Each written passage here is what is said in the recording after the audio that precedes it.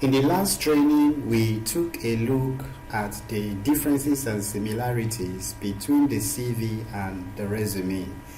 Now, for this training, we are going to be looking at the different stages that your job application passes through before you get called for an interview. Now, during this screening of your CV or resume, it passes through different stages, and if eventually it gets screened through and you make it through the job application stages, it is only then and then only that you get called for an interview. At this point, it becomes pertinent to consider what happens to your CV or / resume or cover letters the moment it leaves you. My consideration is going to dwell on the various stages they pass through and how to tailor them to ensure that the recruiting officer considers you for an interview. Now, your CV or resume ought to be so well tailored that for each of the job application stages, it gets shortlisted and moves on to the next one. Now, the various stages, the job application stages that your CV or resume goes through. In the very first stage, we have the reject by. The second stage is the first shortlist. Then the third stage is the final short list, whereas the fourth and final stage is the interview proper, where you get called upon. Now, let's take a look at each of the various stages.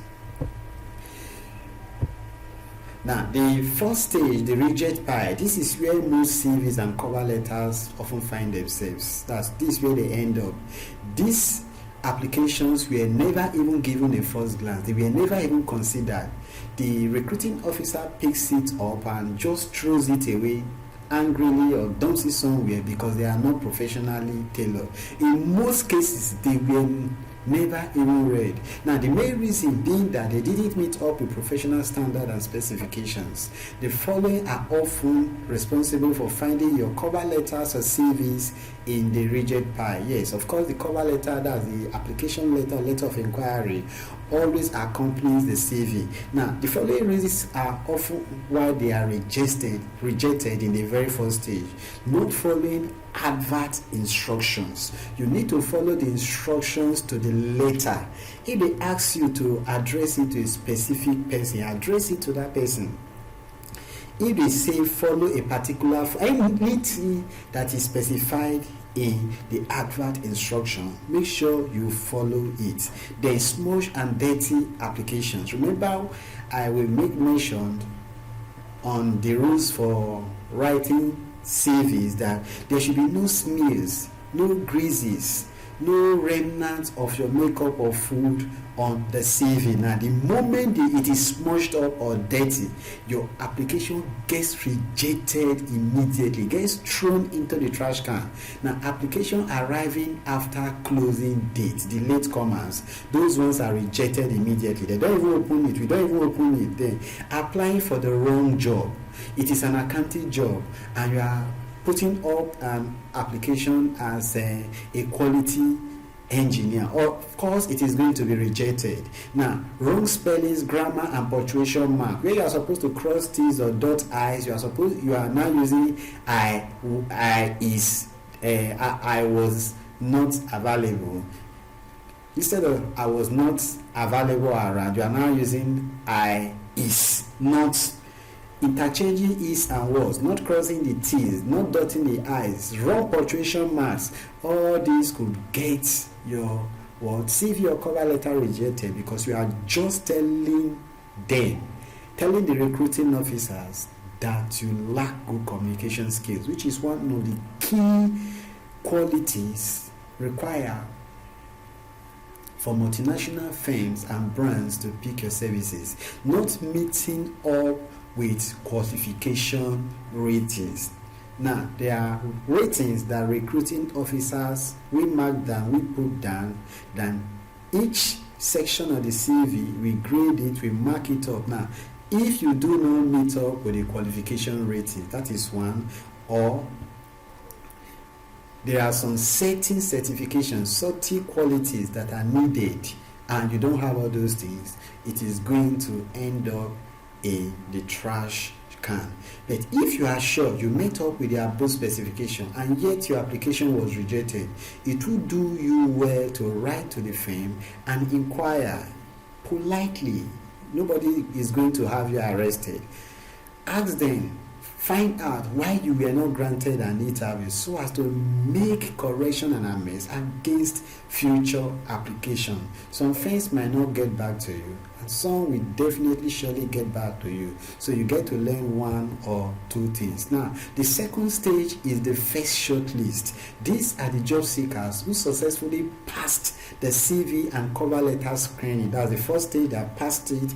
We actually went through the document. In this second stage, the first shortlist undergoes a closer examination several times as the case may warrant it, ensuring that the presence of needed skills, experience, and qualifications are met. During this stage, the employer checks for the following: your competency for the job as described in the skills you stated in your application. So you now see where those skills, those functions, those things you can do comes into play. Analytical skill, ability to work under or no supervision, ability to work under pressure, computer literacy skills. Now these are good skills, good communication skills. So also they want to find out, they are checking if you are the sort of person they can work with or whom they need. That is, if the job role, if the cap fits you. Scaling through this stage takes you to the third stage or final stage or the final shortlist. Now the third stage, which is the final shortlist, as is always the case, an interviewer, an employer or a recruiting officer may discover that he has more than enough skilled job seekers than he actually needs. What does he now do? He then tries to be more specific in terms of skills and qualification. He may decide to contact stated references. Now, whom he may use as an eliminating factor. Now, if they contact any of the references you put there and the person doesn't appear to know you very well, you could be screened out. There have been an instance where an uncle was called, and we were trying to ask the uncle if he is familiar, he knows that individual, and it was the very last stages. What did the uncle say? The uncle said, that young man, is irresponsible. Why did he even put me there as references? And the uncle cut the line on us, and that was it. He was screened out. So you should be very, very careful, mindful of whom you put as your references. Your references could get you eliminated. He may also use other eliminating factors in his list to screen out more people until the required number is arrived at. He will then shortlist this applicant for the final stage. Now, this stage is perhaps the toughest. Yes, it is. It is the toughest and most critical stage. Remember that it is only your CV and your cover letter that will speak on your behalf during this stage. Until you get to the interview proper himself, it's just going to be the CV and the cover letter that is going to be representing you. Hence, it is called the professional call card. To ensure you scale through this stage, 1, make sure that your application is professionally tailored, as we saw in previous lessons. Then inform all your references before using them. Make sure you inform them and let them know that the company that you use them as references that might be calling upon them. So with this, we'll